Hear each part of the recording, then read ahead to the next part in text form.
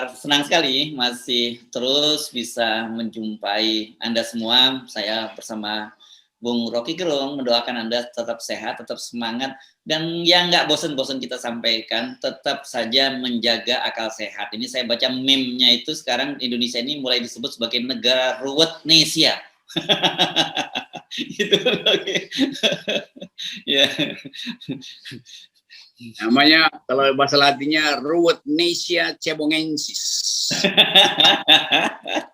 Ya. Nah, ini memang dari mana sih kemudian bisa disebut ruwetnesia itu? Karena kan misalnya begini nih.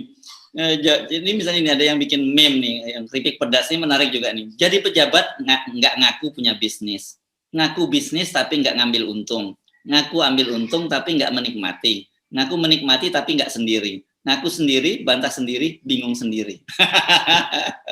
Ini memang netizen luar biasa nih.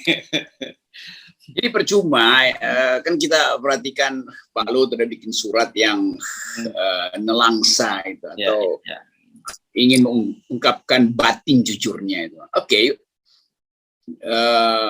Beda dengan Erick Thohir yang justru mengerahkan buzzer untuk mengepung Tempo itu. Saya anggap aja begitu tuh, karena kan Tempo diserang tuh. Karena terus-menerus mempersoalkan Pak Luhut dan Pak Erick Thohir tuh. Tapi kelihatannya kalau kita perhatikan produksi kalimat dan asal-usul penyerbuan itu saya anggap duga keras itu dikerahkan oleh pihak Erick Thohir tuh. Nah, kalau itu dikerahkan artinya ada amplop yang juga mengalir. Jadi terlihat memang bahwa nggak ada semacam ethics of care yang ingin mendudukkan persoalan. Dipikir bahwa kalau buzzer-buzzer yang juga merangkap komisaris BUMN, yang juga Yunto adalah tim sukses Erick Thohir dikerahkan, maka ke pengendalian kerusakan ini bisa dihasilkan. Akhirnya dikeluarkanlah sebut aja pamungkasnya bahwa seolah-olah iri itu. Apa yang iri? Nggak ada orang yang iri pada Erick Thohir. Orang justru iri bahwa Erick Thohir mampu untuk menjual murah BUMN. Kan itu orang iri kan.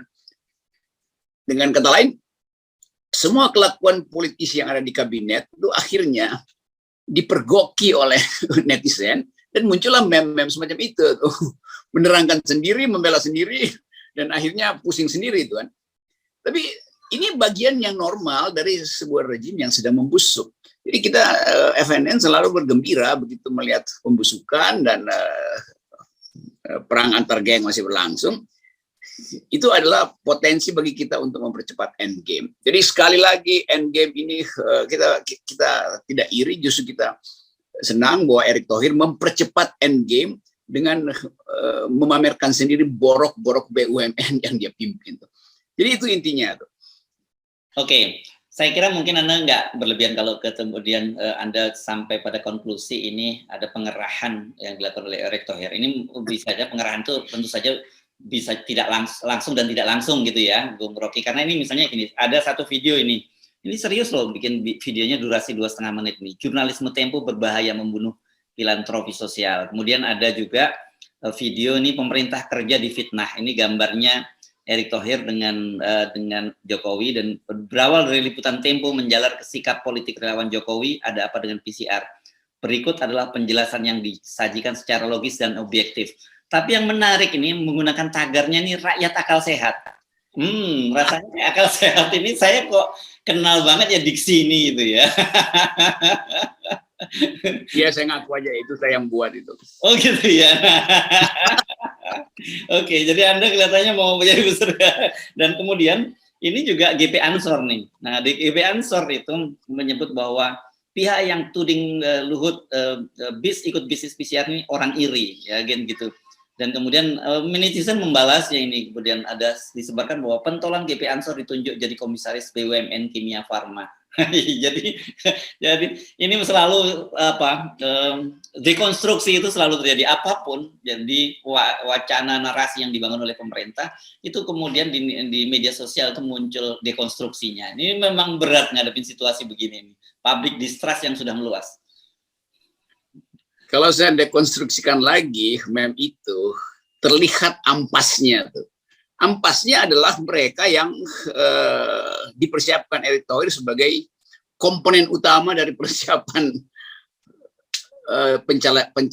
pencapresan dia tuh, yaitu kalangan NU, PKB,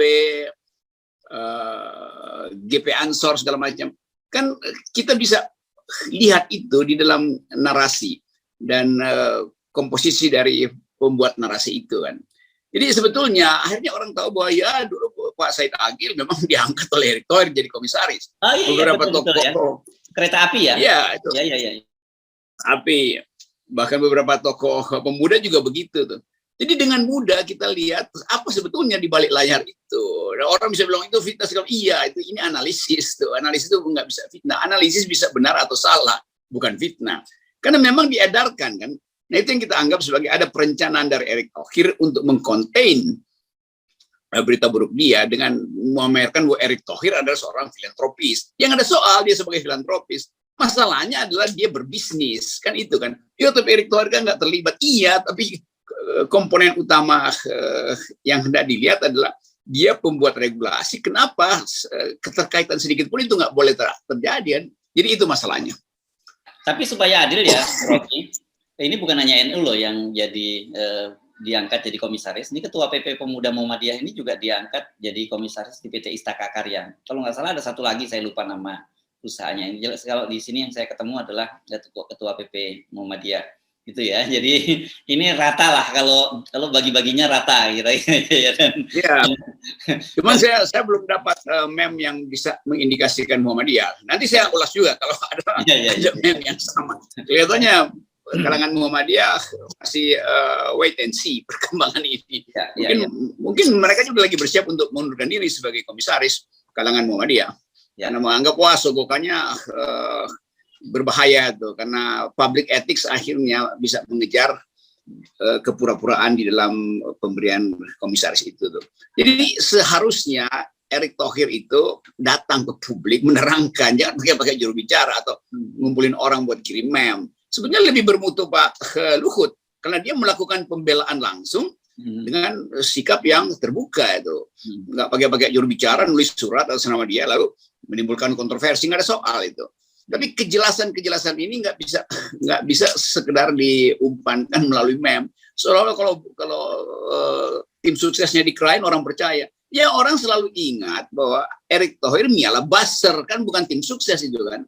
Jadi sebetulnya itu nih saya mau ucapkan itu supaya Pak Erick Thohir juga mengerti bahwa dia itu disasar sebagai orang yang memanfaatkan COVID ini dengan moral hasad. Jadi moral hasad ini yang ada di kepala publik. Mau seluruh kapasitas dia untuk amplopin hoaxer, amplopin buzzer ini nggak ada gunanya. Jadi keterus terangan yang hendak ditagih. Karena itu Pak Erick Thohir harus cepat-cepatnya datang ke depan publik dan ucapkan sesuatu. Dan orang akan lihat bahasa tubuh Pak Erick Thohir gitu. Nggak usah pakai buzzer lah ini buzzer kroco kan juga justru bikin Erick Thohir itu makin tenggelam. Jadi dia akan ditenggelamkan oleh kedunguan buzzer kroco dia yang diadarkan melalui tagar-tagar itu. Bahwa filantropis, orangnya tidak gila jabatan. Iya itu apa intinya tuh. Kata mama lo ke laut aja lo. Nah kan mesti kita bikin juga clear, kita bukan membuat hoax atau bukan kita yang membuat meme, tapi kita itu mengomentari beberapa meme karena ini yang muncul begitu ya, dan ini dikonstruksi. Tadi misalnya orang mempersoalkan bahwa iri kata Ansor karena keberhasilan Erick. Nah, bagaimana publik bisa menerima bahwa Erick itu sebagai seorang menteri BUMN yang sukses karena sekarang BUMN-nya babak belur gitu. Kemarin beberapa hari yang lalu Waskita Karya mengaku bahwa mereka akan menjual semua jalan tol mereka sampai tahun 2025. Ini kan dari situ saja kemudian bisa dibatalkan gitu. Dan kemudian ini yang juga menohok, ini ada meme juga yang menyebutkan bahwa ini rupanya Erick Thohir pernah membuat statement, ini ada di media sih saya cek, yang bahwa tidak ada tempat bagi radikalisme di BUMN, gitu menyebutkan. Nah pertanyaannya kan mereka kemudian dibalik tanya loh, ini sudah nggak ada radikalisme, tapi kenapa BUMN-nya malah bangkrut semua nih? Kan? Jadi rupanya antara radikalisme dengan profesionalisme itu dua hal yang berbeda kan? Jadi apa urusannya radikalisme dengan akuntansi BUMN kan? Masa ada akuntansi yang anti radikalisme itu kan?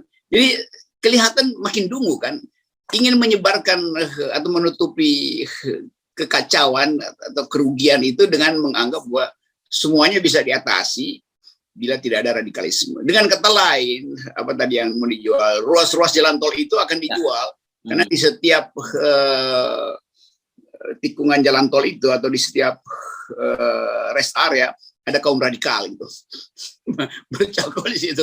Jadi mending kita jual aja karena jalan tol dihuni oleh kaum radikal. Padahal karena kesalahan atau jor-joran investasi yang ngaco itu sehingga rugi, salah perhitungan segala macam.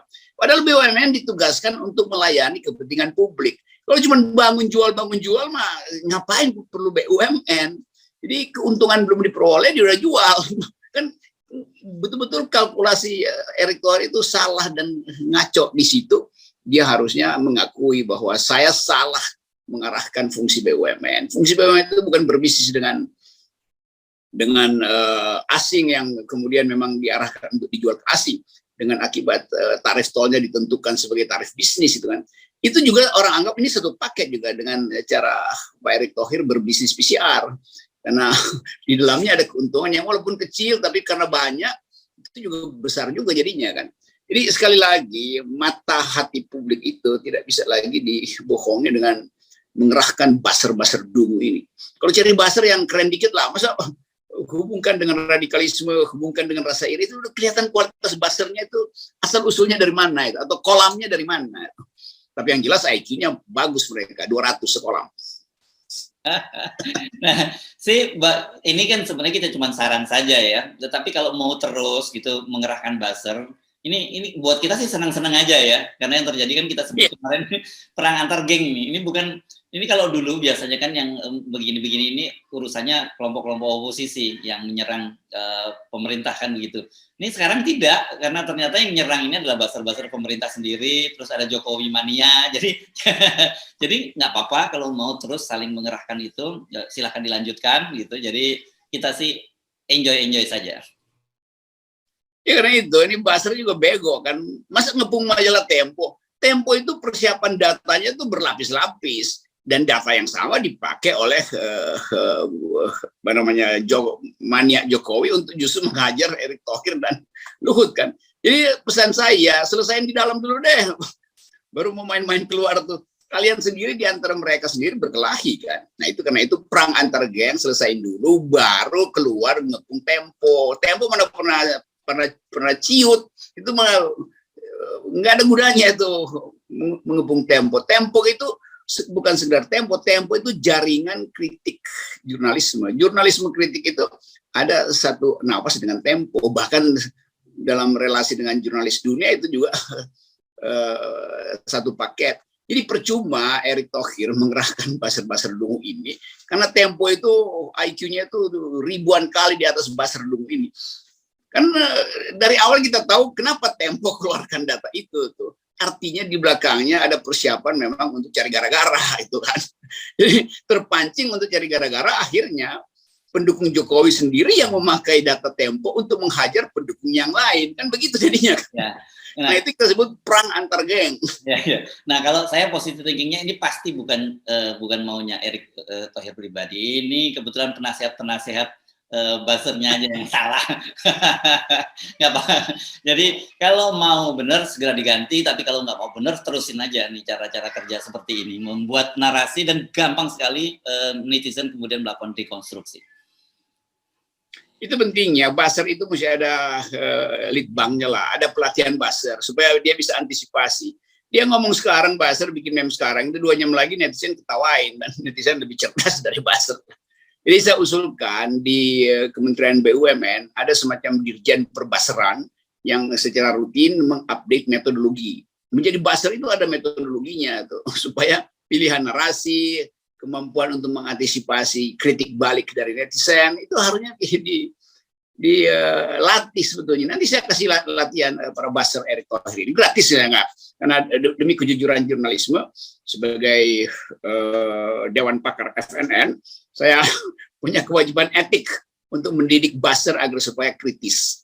Iya, iya. Nah, ini tawaran gratis nih. Atau sebelum itu sebaiknya baca juga dulu hasil sebuah riset yang dilakukan oleh LP3IS ya, Bung Rocky, dengan perguruan tinggi, dengan lembaga-lembaga internasional tentang buzzer di Indonesia. Jadi modusnya sudah ketahuan, jadi perlu modus baru dalam perbuzzeran. Kalau masih menggunakan cara kuno, nggak ada gunanya, ngabisin dana besar-besaran, tapi manfaatnya tidak ada. Yang terjadi adalah malah dibully habis-habisan gara-gara kelakuan para buzzer ini. Ya, jadi ini kita fokus saja pada soal Pak Luhut, Pak Erick Thohir, karena isu ini akan bergulir terus. Jadi kehabisan tenaga pada para buzzer itu udah terlihat, ketidakmampuan untuk mempersuasi publik aja nggak mampu itu. Jadi udah tunggu aja bahwa end game itu akan dipercepat, dan saya kira ini pintu masuk yang bagus karena semua orang sudah membuka posko pelaporan PCR. Ya. Jadi silakan buzzer-buzzer ini teruskan aja kedunguan kalian, karena nanti Anda akan terkejar justru oleh frustrasi sendiri. Jadi frustrasi akan bertemu dengan kedunguan. Itulah politik kita hari ini. Oke, terima kasih Bung Rocky.